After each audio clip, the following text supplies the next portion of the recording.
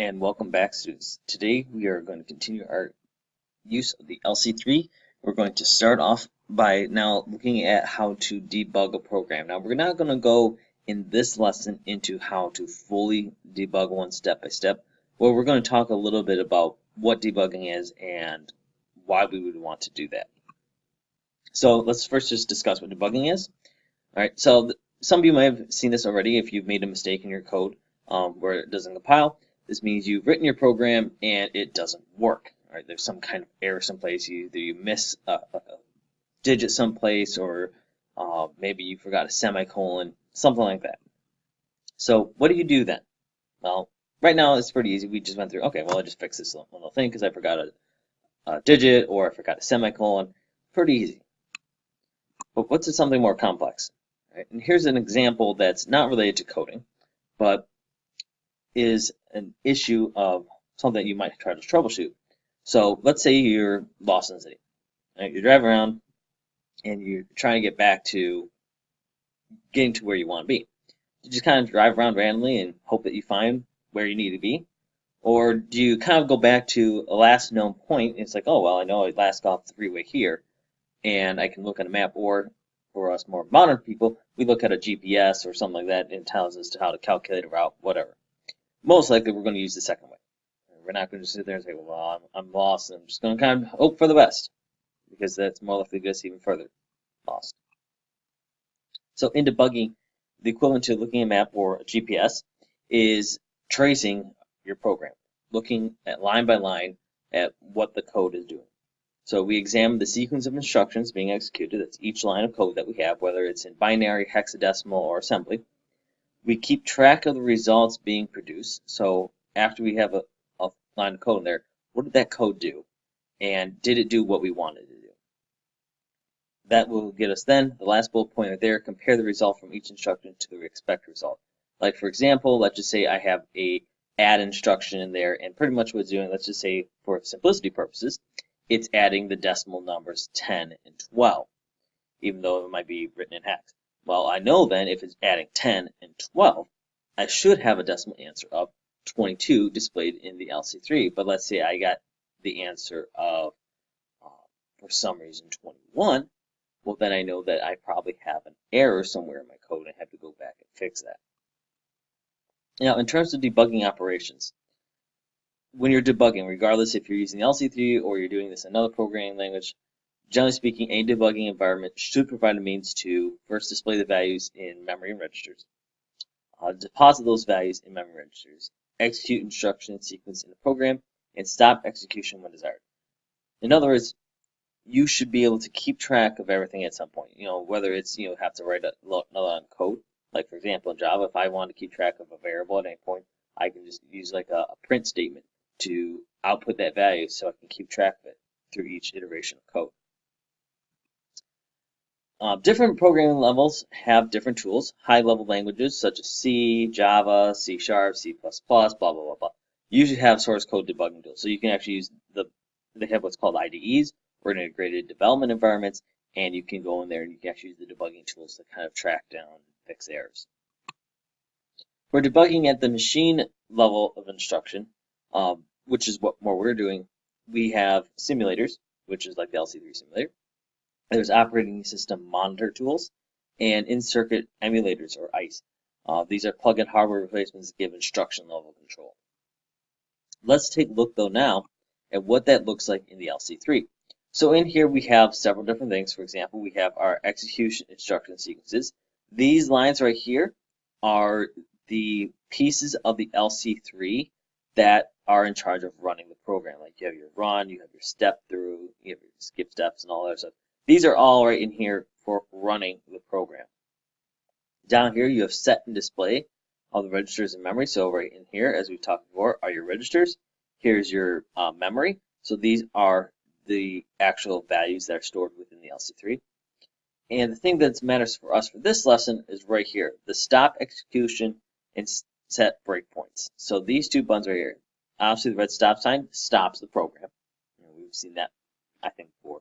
But the set breakpoints is something that might be a little bit new to you, and what that does is it allows the program to run up until a certain point. All right. look at some types of errors that we might encounter when we're going through debugging. The first is a syntax error.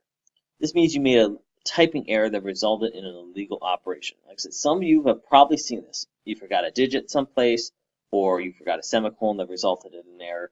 Something like that, where you have some kind of typing error that the program, when you go to compile it to change over from, let's say, binary hex to the OBJ file, it came back and said that there was a compiling error. This is most likely where you'll find that kind of thing, is through the syntax errors.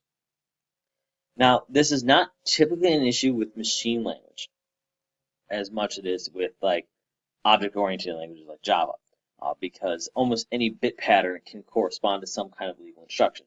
So as long as you have like the right format when you do your conversion over to the OBJ file, it's going to correspond to some value. It may not be the value you want, but it will correspond to some value. So if I have a 16-bit binary string up there, even if it's not the binary string I want, it's technically legal because it's not going to throw a syntax error. Now, in high-level languages, syntax errors are usually caught during translation from language to machine code. A lot of built-in IDEs, as you're typing in your code, will actually, if you have an error, you don't have to hit compile. They have on-the-fly compiling or something along that, where it'll say, hey, you forgot this line of code, and so then you have to go and add that in. Or, you forgot, to spell this right or something like that. Now, logic errors are a little bit more nasty. Right?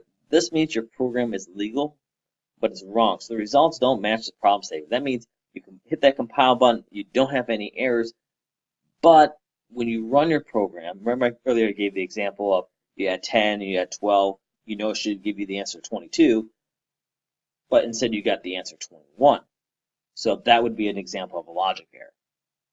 Then we can do what's called tracing the program to see what really happens, determines how to get the proper behavior. So we can go step by step to figure out, okay, where did this program go wrong? And lastly, we have data errors. This means that the input data is different than what you expected. So the easiest way to overcome these is to test the program with a wide variety of inputs. So for example, if you're expecting to get a range of numbers, let's say from 0 to 10, and instead you get a range of numbers from 0 to 100, that's going to give you a different kind of output because you have a different input set than what you might be expecting. All right, so I've talked a little about tracing the program, so this is one of the last things we're going to talk about today.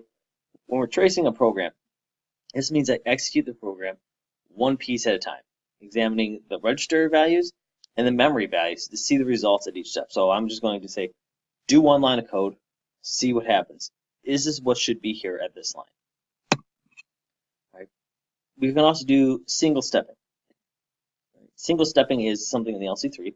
That means I can execute one instruction at a time. So rather than just running the whole program until it finishes, I just do one instruction and I'm done. And I look to see, okay, what changed? Then I go, if it's what I'm expecting, I can run the next one. Now, the disadvantage of single stepping is that this is very tedious because it may not be bad if you only have like 4 lines of code, but if you got, let's say, 50 lines of code, that could take a little bit longer. But the advantage is that single stepping is very useful for you to verify each step of your program. Another thing you can use is what's called breakpoints. Now, this tells the simulator to stop executing when it reaches a specific instruction. We've kind of already seen breakpoints in action, and we put that into our code to run it to keep it from going beyond a certain point. This is handy when you want to check the overall results of specific points in the program. Lets you quickly execute sequences to get a high-level overview of the execution behavior. So if I know, like, if I have, like, for example, the first 4 values of my program are just setting instruction registers, and I know those are all correct, then I'm not going to bother with those first 4 lines if they're just setting register values.